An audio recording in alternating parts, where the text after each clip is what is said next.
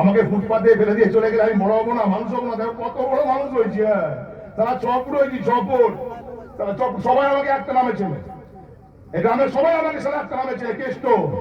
না না মা, কেষ্ট নামে আমাকে কেউ চেনে না।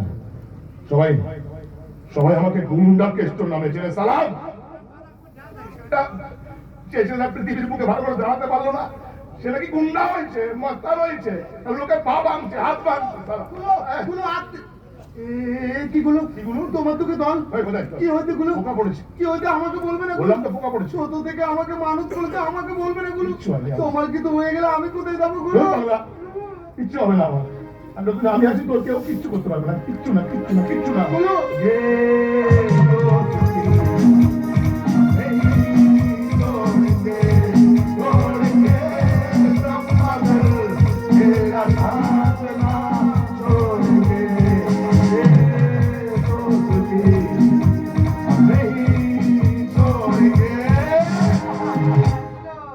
বাংলাদেশ বাংলাদেশ গুলো এবার ইংলিশ আছে। ইংলিশ মানে তোমার ইয়ে ওই যে তোমাকে দেখলে তার মনে ইয়ে হয়, তার সাথে তোমার ইয়ে হবে, ইয়ে আছে।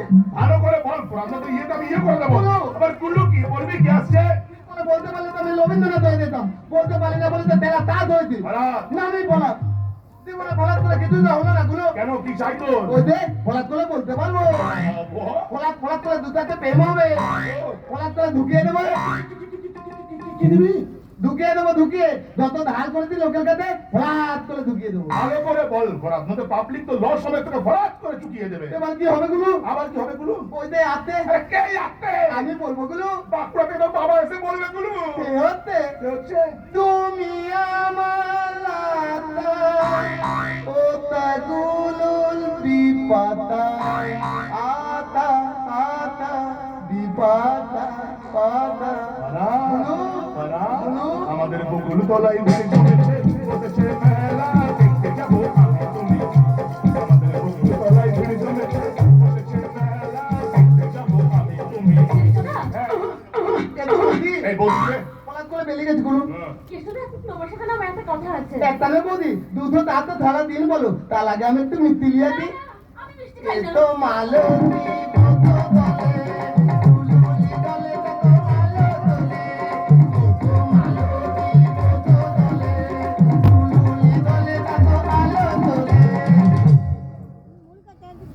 প্রথম প্রথম সব মেয়েকে মা লক্ষ্মী মনে হয়, তোমার পরে দেখবি মা চণ্ডী রূপ দান করেছে। বলো কি দরকার?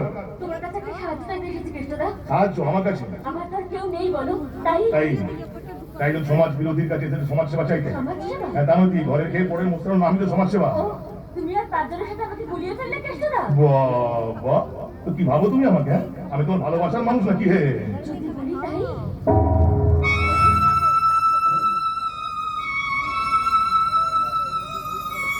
তুমি তুমি অন্ধকারের পথে হাঁটছো বাসা, তুমি ভুল করছো। আরে আমার গুন্ডা মানুষ, প্রেম ভালোবাসা আমার মধ্যে নেই, কিচ্ছু নেই, কিচ্ছু নেই। কেষ্টদা, কি পাবে আমার ভালোবেসে? দুবেলা দুমুটো খাবার দিতে পারবো না, মাথার পোড়া ছাদ দিতে পারবো না। আজ আছি, কাল নেই। কেষ্টদা, আমার জীবনটা নয় নাগরদোলার মতো, যে সারাটা জীবন ধরে শুধু ঘুরছে ঘুরছে ঘুরছে। আমার আমার পরিণতি কি জানো? আমার পরিণতি রাস্তার ফুটপাথ, আর নাহলে রাতে খোলা আকাশ। ওই আকাশটার মতো আমার জীবনটা শূন্য দিয়ে শুরু আর শূন্য দিয়েই শেষ। নিজের মা ভালোবাসার ভয়ে, নিজের মা ভালোবাসার ভয়ে রাস্তার ফুটপাতে ফেলে দিয়ে চলে গেছিল। আর তুমি এসেছো আজ আমাকে ভালোবাসতে। রাস্তার কুকুরদের সাথে বড় হয়েছে কেষ্ট, রাস্তার কুকুরগুলোর সাথে বড় হয়েছে কেষ্ট। বসে থেকেছে, খেয়েছে, পড়েছে, শুয়েছে, ঘুমিয়েছে, প্রয়োজনে কুকুরগুলোর মতো করে ডেকেছে কেষ্ট। কেউ কেউ কেউ হারিয়ে ফেলার ভয় আমি করি না বিপাশা। আমি তো পাওয়ার ভয় করি। আসলে যে ছেলেটা জন্ম থেকে কোনোদিন কিছু পাইনি, তার কাছে পাওয়াটা তো অনেক গল্প না। এই সমাজ শুধু আমাকে নিতে শিখিয়েছে, দিতে তো কিছু শেখায়নি। তাই ভালোবাসার প্রতিদান হিসাবে যদি ভালোবাসা ফিরিয়ে না দিতে পারি, তাই ভয় হয় না। ভালোবাসতে খুব খুব ভয় হয়। শোনো, আমি এগুলো শুনতে এখানে আসিনি, শুনতে চাইও না। আমি শুধু জানি আমি তোমাকে মন থেকে ভালোবাসি। পাবে আমার ভালোবেসে কিচ্ছু তো চাই না, আমার জীবনে একসাথে মরবো। ভাষা জানো তো কেষ্টদা, জানো তো ছোটবেলায় স্বপ্ন দেখতাম কোন এক রাজ্যে রাজপুত্র তার পক্ষীরাজ ঘোড়া ছুটিয়ে নিয়ে আমার কাছে এসে বলছে, তুমি আমার প্রিয়তমা হবে। স্বপ্নই থেকে গেল। বিপাশা, আমি রাজপুত্র নই, পক্ষীরাজ ঘোড়াও আমার কাছে নেই। তবে এক রাজ্য ভালোবাসা আছে, আমার প্রিয়তমা হবে।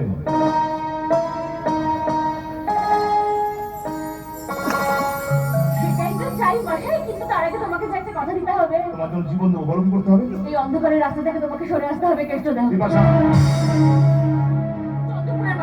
চন্দ্রপুরের মানুষ তোমাকে বিশ্বাস করে, ভালোবাসে, ভরসা করে। ওদের ভরসার ভালোবাসার হাত পাখলো তুমি এভাবে ভেঙে দিও না কেষ্টদা। শোনো, ওদের ভালোবাসার মানুষ হোক, ভরসার মানুষ হোক, কাছের মানুষ হোক, শুনছো একটাবার শোনো না, তুমি একটাবার শুনবে না আমার কথা। ওদের কাছের মানুষ হোক, ঘরের মানুষ হোক, শুনছো?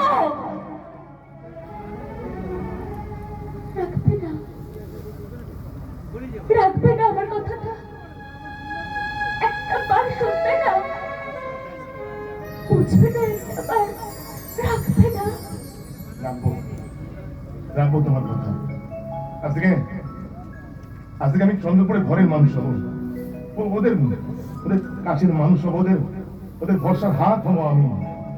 আজ থেকে কৃষ্ণ কৃষ্ণ হবে, তুমি হবে আমার রাধা। कितना हसीन चेहरा है आपका, दिल मेरा दीवाना है आपका। लोग कहता है आपको चांद का टुकड़ा, लोग कहता है आपको चांद का टुकड़ा, पर मेरे लिए चांदी टुकड़ा है आपका। বাবা, তুমি তো ভালো ভালোবাসার কথা বলতে পারো, কিন্তু বাবা আমি তো সব জানি না। ওই ছোট থেকে পিস্তল চালাতে গেছি, পেটো মারতে গেছি। उस दिन से आंखों में तेरी तस्वीर है, सांसों में तेरी खुशबू। उस दिन से आंखों में तेरी तस्वीर है, सांसों में तेरी खुशबू। बस आज दिल ने पहली बार कहा, तू ही तू, तू ही तू, तू ही तू। देखे देखे जाना भूखे सारे ये प्रदेश का गुणे बोले जाए दुलमा में सोचो हृदय रगने जाना भूखे सारे का गुणे बोले जाए दुलमा में सोचो हृदय रगने बोले दोस्तों आशा की कमे दिल रंग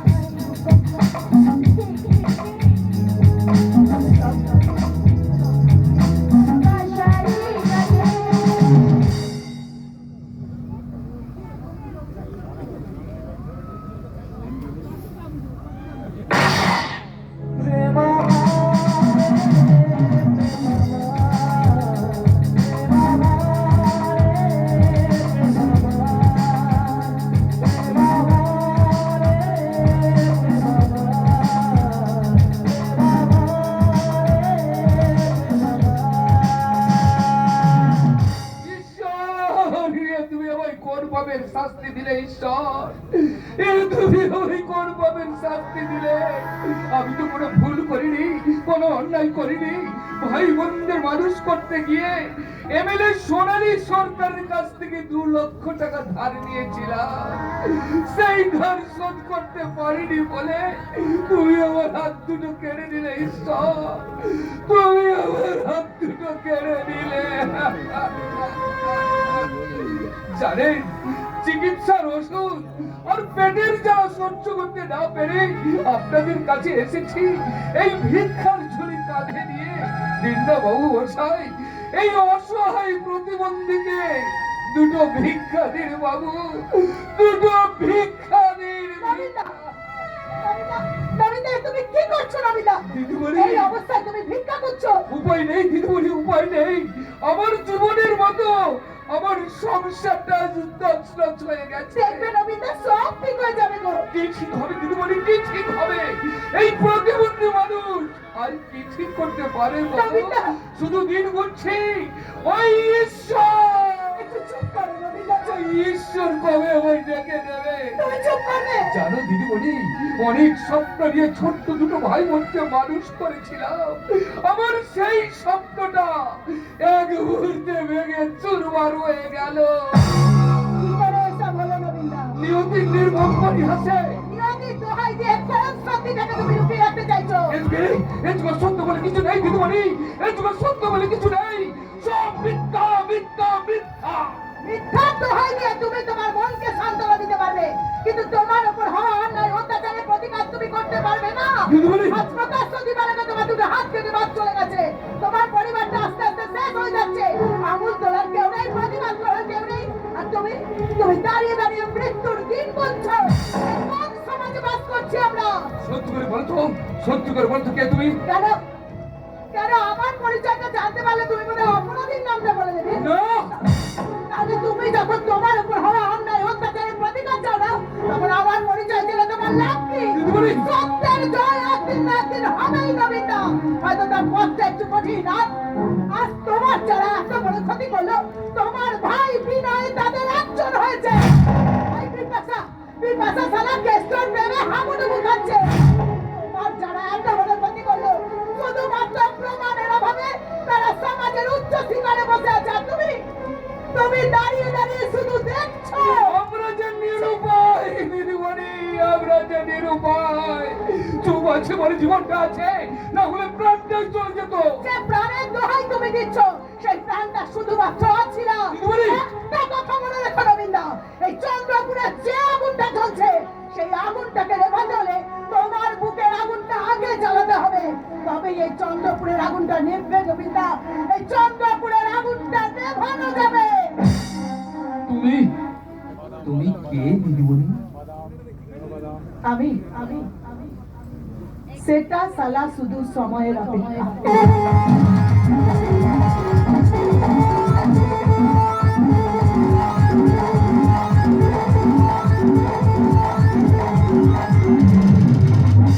সময়ের অপেক্ষা করতে করতে সবটাই হাতের বাইরে বেরিয়ে যাচ্ছে। সব যখন বুঝতে পেরেছেন মাজরণী, এবার দড়িটাকে টেনে ধরুন। তাই করতে হবে গয়রাম, তাই করতে হবে। এইবার একটা একটা করে আমার সাজানো প্ল্যান অ্যাপ্লাই করতে হবে। যেসব চোরের বাচ্চারা আমার চলার পথে বাম্পার হয়ে দাঁড়িয়েছে, তাদের জীবনটাকে আমি হ্যাম্পার করে ছাড়বো। রঞ্জন বাবুকে ডেকে পাঠাবো। অনেকক্ষণ আগে খবর দেওয়া গেছে, এই চলে এলো বলে। আপনি ডাকবেন আর আমি কি না এসে থাকতে পারি ম্যাডাম? খালি হাতে এলে হবে না রঞ্জন বাবু, বাঁশ নিয়ে আসতে হবে। মানে বাঁশ দেওয়ার সময় হয়েছে। আপনি হুকুম করুন, আমি দেওয়ার জন্য রেডি। তা বাঁশটা ছোড়া না ছোড়া? এই সর্বনাশ যখন কারো করবে তখন ভালোভাবেই করা উচিত ম্যাডাম। না আমি সময় পুরোটাই আসবে না। প্রথমে কাজ দেবো ম্যাডাম। আপনার ভাই অর্ণব রায়। ম্যাডাম একটা কথা বলি রঞ্জন বাবু, আপনি ব্যস্ত মানুষ, হাজার কাজের টেনশন আপনার মাথায়। আপনার সেই ব্যস্ততার সুযোগ নিয়ে আপনার ভাই আপনার পুরো পরিবারটাকে শেষ করে দিতে চাইছে। আপনার স্ত্রী ডোনা, সে তো এখনকার মেয়ে, ঘরে বসে থাকার জন্য তো নয়, কিন্তু আপনার ভাই তার বন্ধুকে আপনার স্ত্রীর সাথে মিলিয়ে দিতে চাইছে। না না না না না না, ডোনা এসব নিয়ে একদম ভাবে না। তবুও মেয়েদের মন তো শুধু কি দেন, আপনার মা তার ছোট ছেলের সাথে যুক্তি করে এই সমস্ত কাজ করতে একবার ওই ছেলেটার নামটা বলুন। বিনয় বিনয়! এখনো সময় আছে, পারলে আটকান। আর মনে রাখবেন, বস্তার মধ্যে কোনো আলু খারাপ হয়ে গেলে সেটাকে একেবারে বাড়ির বাইরে ফেলে দেওয়া দরকার। আপনি ঠিক বলেছেন ম্যাডাম, আমি আজই আর একটা ব্যবস্থা করছি। দুষ্টু গরুর চেয়ে শূন্য গোয়াল অনেক ভালো। বুঝতে পেরেছেন, এটাই যথেষ্ট। আপনাকে আরো একটা কাজ আমি বলেছিলাম, সেটার কি হলো? এটা করতে গিয়েই তো এতখানি দেরি হয়ে গেল। আমি এখনই নিয়ে আসছি। একটা কথা বলবো মাজরি, বলো। মানে কেষ্ট ব্যাপারটা, তোমার ঘড়িটা খুব স্লো গয়না, তাই তুমি সবেতেই লেট। মাজরি, কেষ্টটা আমাদের হাতের থেকে বেরিয়ে যাচ্ছে সেটা বুঝতে পেরেই আজ আমি এই সিদ্ধান্ত নিয়েছি ম্যাডাম, একটা গুন্ডা মস্তান হয়ে প্রেম ভালোবাসা করে ঘর বাঁধার স্বপ্ন দেখছে। ওর সেই স্বপ্নের ঘরে আমি আগুন জ্বালিয়ে দেবো।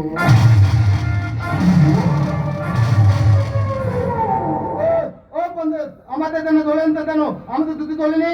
এটাই তো তোর সব থেকে বড় দোষ। ও পণ্ডিত, ফেলে দাও বলছি। গুরু জানতে পারলে খুব খারাপ হবে। তোমাদের তাও তো ধরবে না। তোর গুরুই তোর জীবনের কাল।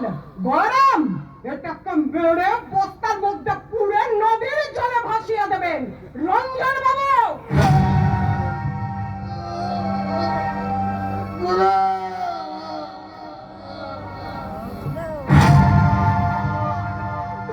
গুরু আমাদের মাথা গুরু।